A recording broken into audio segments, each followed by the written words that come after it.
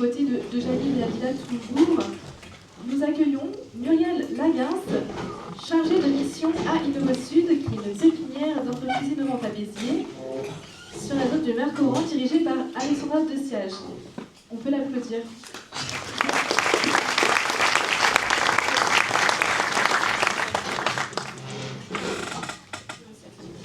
Donc vous évoluez depuis plus de 20 ans dans l'accompagnement entrepreneurial sur le territoire biterrois. Et InnovoSud, je le rappelle, c'est 25 startups qui sont accompagnées entre 3 et 5 ans. Et chaque année sont intégrées au maximum 12 nouvelles startups sur la zone du Mercoran. C'est bien ça? On accueille également Mathieu Combe, président d'Ovidam Conditionnement à Nissan-les-Joncs-et-Runes. Vous avez d'ailleurs dans votre entreprise un apprenti qui est inscrit dans la filière robotique de l'UTBC qui doit être là. Bonjour.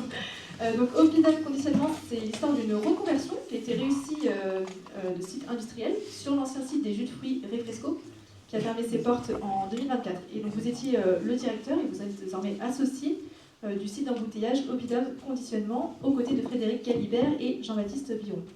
Et Ovidam Conditionnement, c'est 10 millions de bouteilles et 2 millions de BIV prévus en 2026 pour 24 salariés. Parfait, merci Sarah. Pour l'instant, le micro tient. Mathieu Dossat, qu'on présente rapidement sous sa casquette, cette fois de Deltanov, président de Deltanov. Spécialiste de l'automatisme, de l'électricité industrielle et de la maintenance dans le sud de la France. Pour se développer votre PME mise sur l'électrification des usages, on en parlait, et sur les énergies renouvelables, il y a des perspectives, c'est un secteur porteur en Occitanie, on en a parlé. Donc vos équipes travaillent notamment sur le pilotage, la supervision de la production, la réinjection de l'énergie sur le réseau au bon moment. C'est une PME de 55 salariés et vous venez de créer une structure industrielle distincte qui s'appelle Cablotom, qui est dédiée elle, à la production de coffrets, d'armoires électriques et d'automatisme, avec un projet d'unité de production sur une zone d'activité à Béziers. Agnès Julien, avec votre casquette, je ne vous avais pas présenté comme telle, c'est vrai, comme PDG de Technilum, depuis une trentaine d'années, une PME biterroise de 55 salariés, je crois aussi également, qui est adhérente de la French Fab, mouvement dont vous êtes ambassadrice, Technilum, qui fabrique des éclairages urbains contemporains en aluminium, avec une belle part à l'export, c'est 30% de l'activité à l'export pour un chiffre d'affaires d'environ 12 millions d'euros.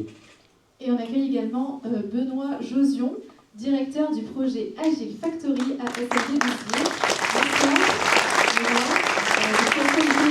Spécialisé dans l'usinage, la soudure, l'assemblage et le test de gros équipements, et historiquement pour l'industrie pétrolière et gazière, mais avec une évolution vers les énergies renouvelables, avec l'arrivée de Genvia en 2021, et le site emploie 400 salariés et il est dirigé par Luc Mas. Et enfin, pour finir, donc ça fait du monde, mais on va tenir la distance, je vous le promets, et on tiendra l'apéro vers 20h15. J'ai fait pire, j'ai fait 24 élus en 2h15. Donc, bon, je peux y arriver.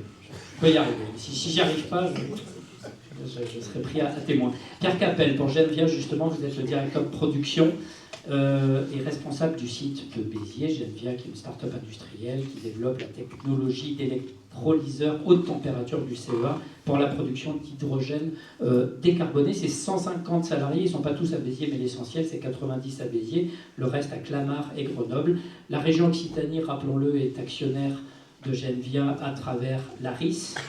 Et chez Genvia, ce qui est intéressant aussi, c'est qu'il y a une très forte culture de l'innovation. Les 3/4 des effectifs sont en ingénierie et R&D. C'est près d'une centaine de brevets déposés depuis la création en 2021. La PDG, Florence Lambert, on la salue, je crois qu'elle est aux États-Unis en ce moment, m'avait-elle dit. Alors les règles du jeu sont simples, on vous propose vous êtes nombreux, on n'a pas énormément de temps, donc c'est vraiment un format pitch, des réponses courtes, des questions ciselées aussi simples que possible. Quels sont vos projets prioritaires? Là, on a présenté qui vous êtes, donc c'est pas la peine de le redire. Je pense qu'on a été clair. Ça sera redit sur notre newsletter, sur notre webzine et tout, donc voilà, tout est dit. Mais quels sont vos projets prioritaires? Ça, je ne l'ai pas dit, pour 2026, 2027, et qui vous accompagne pour les relever? Vos projets prioritaires, peut-être, Monsieur Capel? Pour Genvia, les projets prioritaires de Genvia, ça en est où? Quel est le stade d'avancement? C'est une question qu'on doit vous poser très souvent. Tous les jours.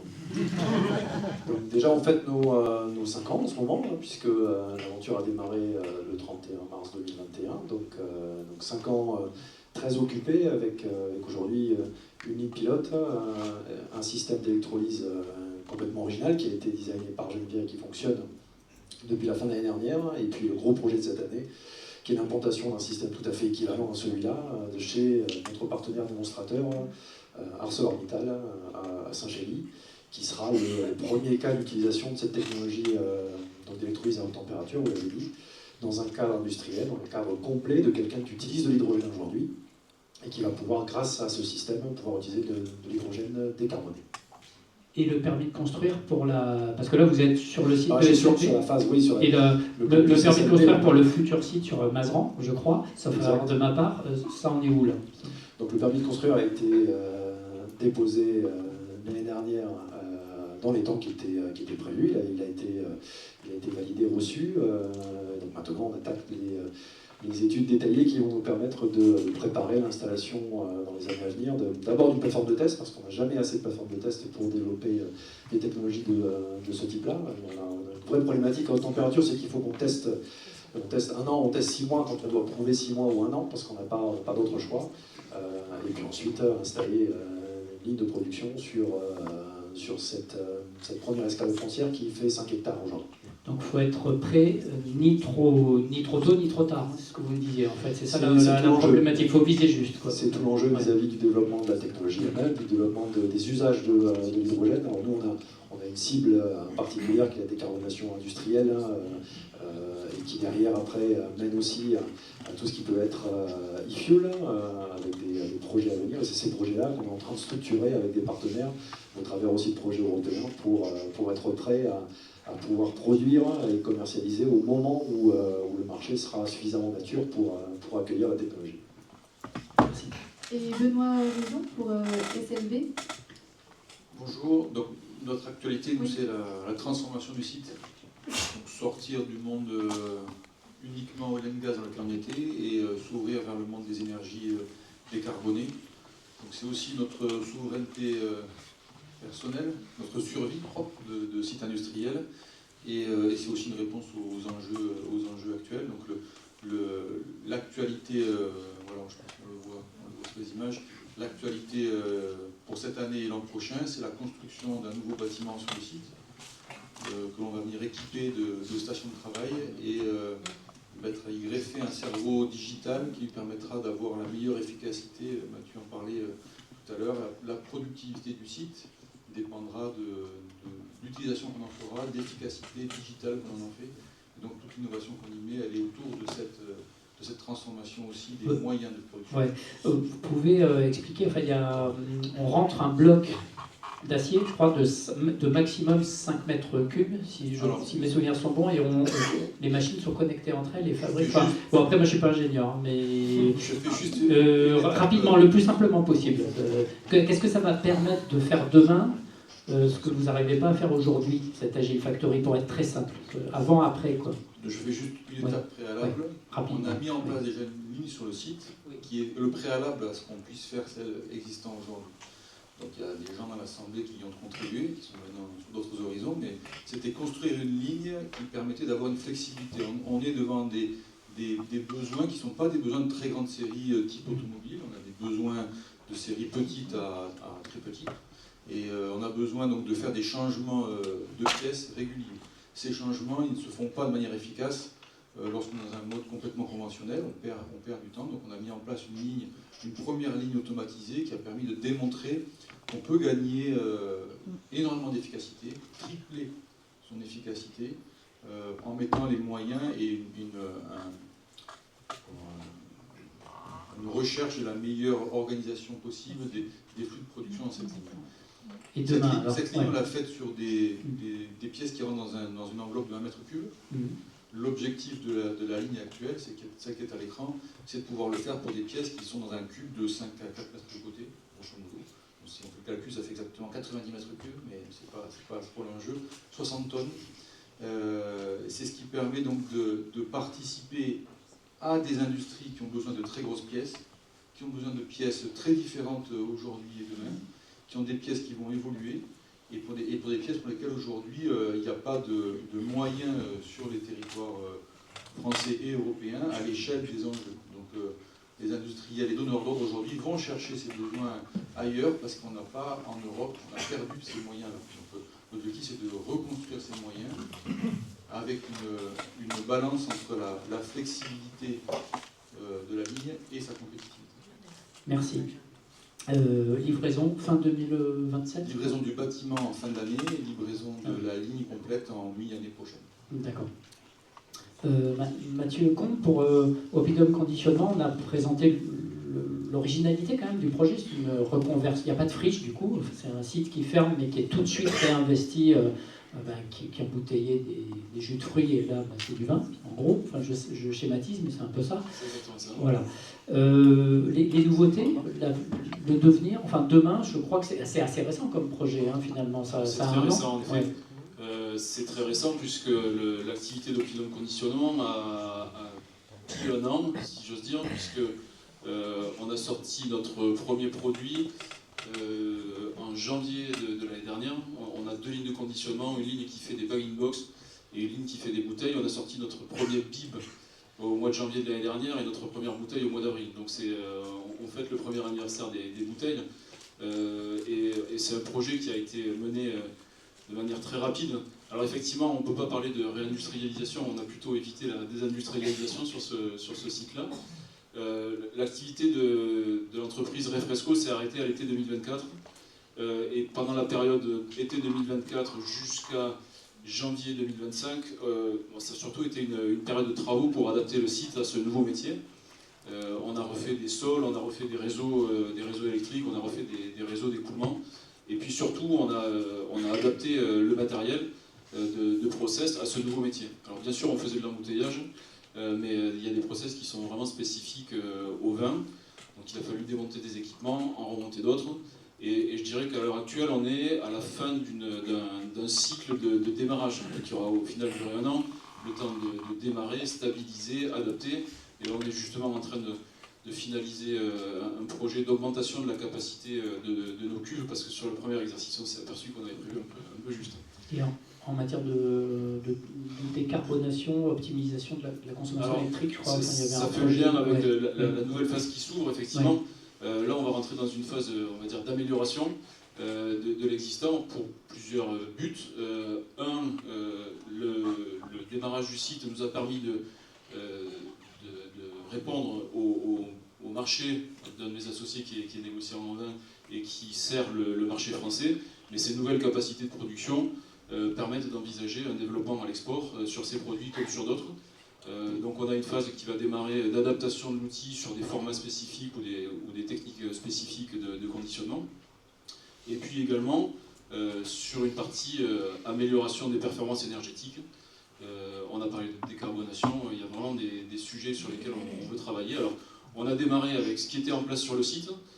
C'était un investissement qu'on n'avait pas à faire au départ et qui nous a permis de démarrer, mais qui n'est pas forcément adapté en termes de puissance, de conception. Et on envisage évidemment des évolutions, et notamment sur la partie décarbonation. Aujourd'hui, on produit de la vapeur d'eau pour de multiples usages.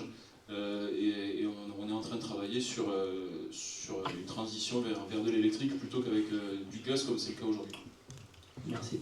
Muriel Lagasse, le 16 avril au Salon TAF, vous avez notamment présenté pour Innova Sud votre nouveau programme d'accélération, c'est bien ça ? Tout à fait. Très prochainement. Oui, tout à fait. Dans 2 semaines, on va présenter notre tout nouveau-né, un projet qu'on a mûri depuis plusieurs mois, qui est un nouveau parcours d'accompagnement pour les startups. Donc InnovoSud, c'est une structure d'accompagnement, c'est la seule structure d'accompagnement qui fait de l'innovation sur Béziers. Et on a une trentaine de startups qu'on accompagne déjà depuis très longtemps. Ça fait 18 ans qu'on a été créé, donc en 2008.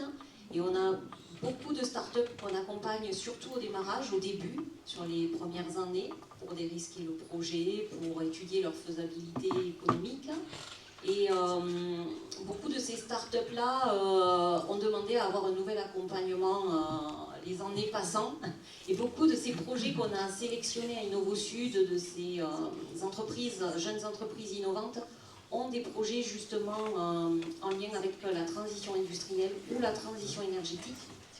Et donc, elles sont dans des phases où elles attendaient un accompagnement pour sortir leur première usine, pour accélérer, pour passer à l'échelle supérieure, monter en puissance et accélérer davantage.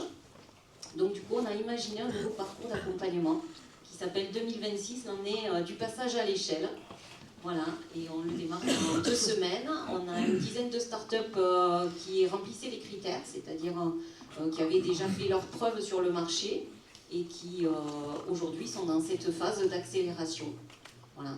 InnovoSud qui a la particularité, je ne sais plus si on l'a dit dans la présentation, je ne me rappelle plus, excuse-moi, d'une gouvernance avec des industriels. En fait, Biterrois, c'est un modèle assez innovant. En 2 mots, quand même, vous pouvez expliquer là-dessus. Ça vous permet d'exister concrètement entre des mastodontes comme Toulouse ou Montpellier, et InnovoSud arrive à exister comme ça aussi. Oui, Béziers est coincé entre 2 capitales, entre Toulouse et Montpellier, qui sont très dynamiques d'un point de vue économique. L'une avec l'aéronautique et l'autre avec le numérique et la santé. Et Béziers au milieu devait trouver son identité. Et en 2019-2020, notre incubateur s'est rapproché des industriels du territoire, qui étaient notamment de SLB, Luc Mas dont on a parlé tout à l'heure, qui était en train de réfléchir aussi à une transition pour ses activités, une transition vers la décarbonation. Et donc il y a eu de nombreuses discussions, voilà, il y a une volonté commune de plusieurs entrepreneurs du territoire, industriels et grandes entreprises, et groupes aussi nationaux, de s'impliquer dans InnovoSud, dans cet incubateur. De façon bénévole quand même, il faut le dire aussi. Oui, de façon bénévole, ils sont à la gouvernance, alors ils sont adhérents. Ça raconte quand même quelque chose du territoire, je trouve.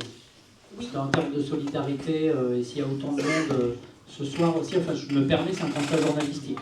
Tout à fait, il y a énormément d'entraide, de solidarité sur ce territoire, entre les industriels, les grands groupes que l'on côtoie, et puis les startups, les jeunes entreprises innovantes, les petites pousses qu'on accompagne. Il y a beaucoup de solidarité à différents niveaux, et ça c'est vraiment c'est formidable. Au quotidien, on le vit, on ne peut pas vous expliquer tout ce qu'ils mènent ensemble comme projet, mais il y a beaucoup de collaboration entre eux. Mais c'est un avenir, bon, je vais m'enflammer après, non mais rapidement.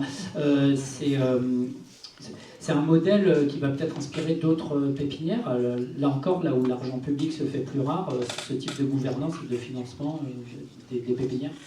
À ma connaissance, c'est le seul incubateur en Occitanie qui justement, fonctionne comme ça. Justement, c'est ma question. Alors, on a des discussions avec un autre territoire dont Jalil parlait tout à l'heure, le Gard, avec la Cleantech Valley, qui est un incubateur qui a été propulsé par EDF.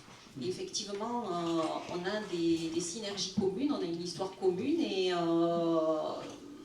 des projets qui se ressemblent. Et on a signé un partenariat l'année dernière avec la Cleantech Valley. Et on essaye aussi justement de mener des collaborations entre nos startups et les groupes, les grandes entreprises du Gard, celles de Béziers, et les startups du Gard, les startups de l'Hérault. Voilà.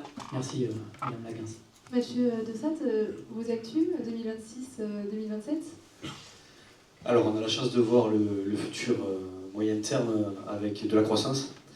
Et ça fait 40 ans qu'on est basé sur Béziers, Deltanov. On a changé de nom, c'était Delta Automatisme avant. Le changement de nom, justement, c'est pour porter cette nouvelle structuration et donner un nouvel élan. Et donc, cette croissance, on la voit par la création, en tout cas, on la soutient par la création d'entités décentralisées, d'entités satellites. On a créé une agence dans l'Aude à Port-la-Nouvelle l'an dernier. On crée une agence dans le Gard, à Vergès cette année, et si tout va bien, l'année prochaine, on va créer une agence du côté de Toulouse. Donc l'idée, c'est de continuer à se développer comme ça, sur des bassins différents qu'on adressait déjà depuis Béziers. Mais là, on le fait parce qu'on veut de la réactivité, de la proximité avec nos clients, et aussi recruter sur des bassins d'emploi différents. On parlait du recrutement. Notre stratégie, c'est de se positionner sur des bassins d'emploi où il y a les clients, et où on va aussi recruter de la force vive pour accompagner ça.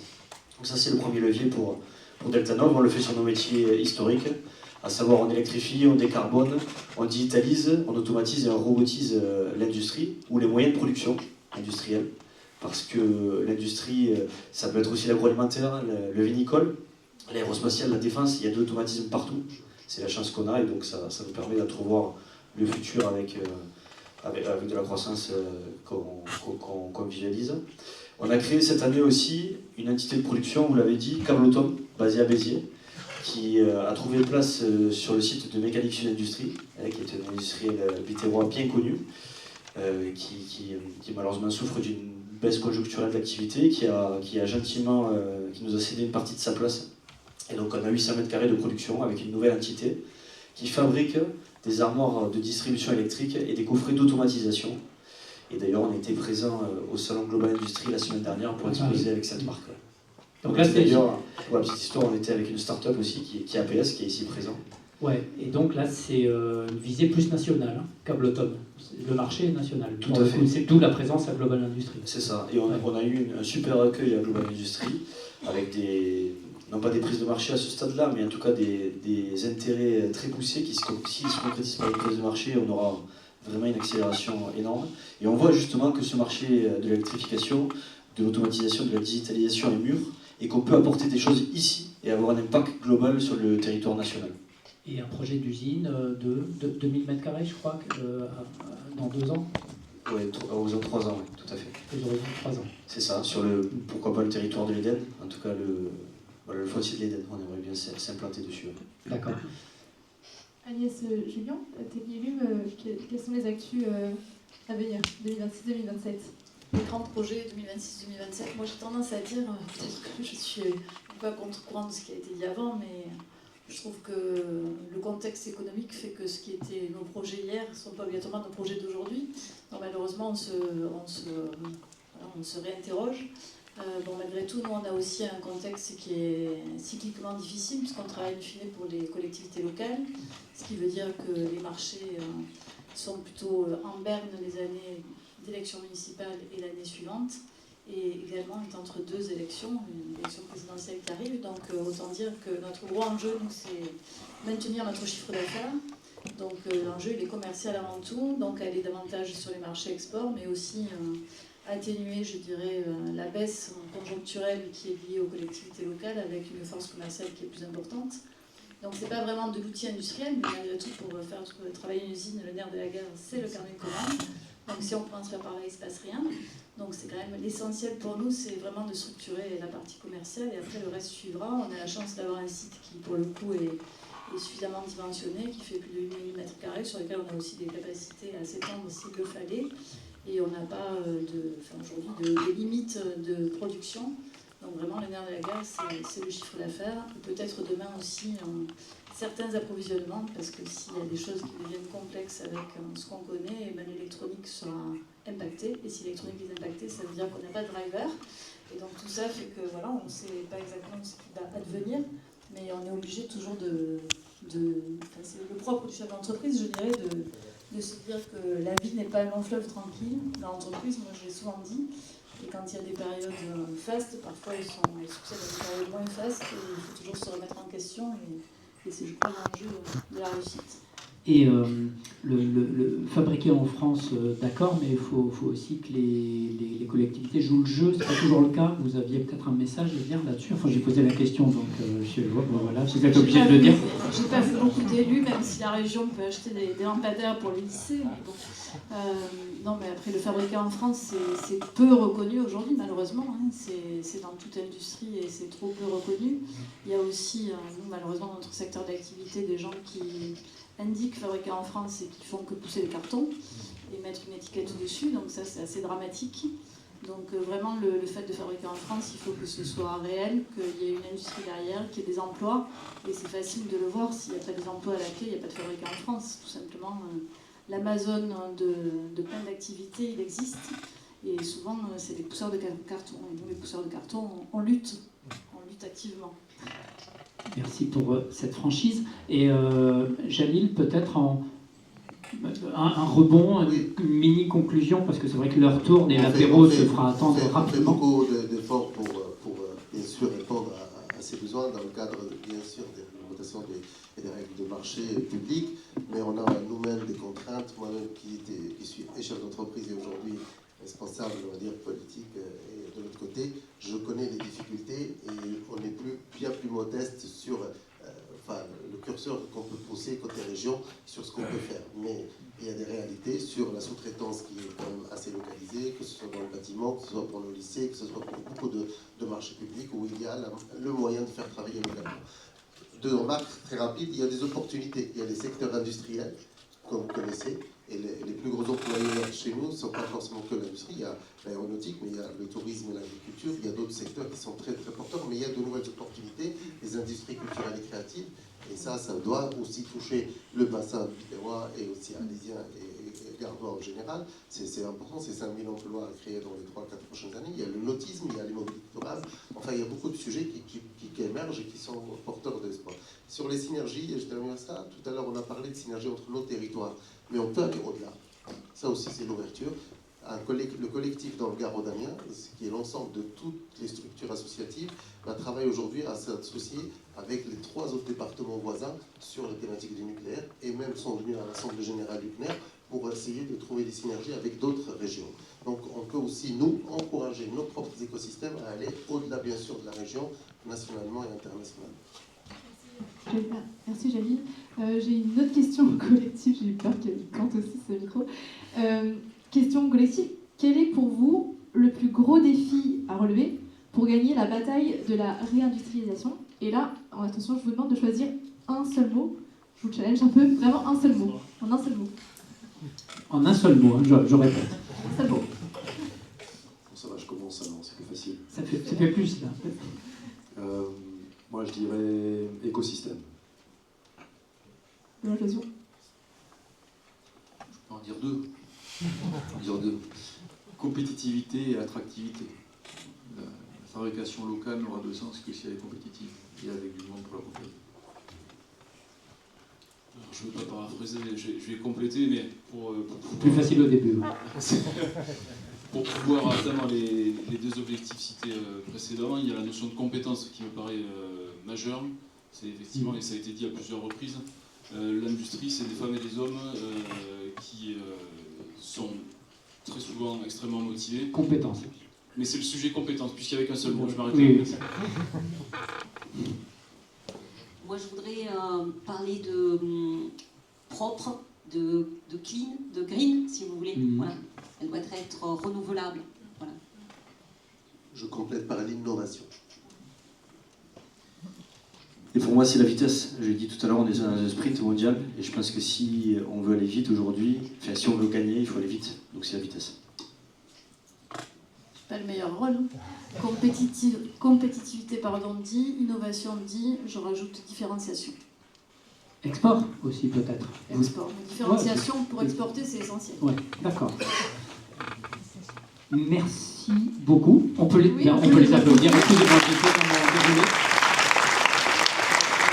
Vous avez été super, formidable, de concision. On peut également faire une photo. Voilà, une photo en vous approchant, juste là sur les en vous mettant debout.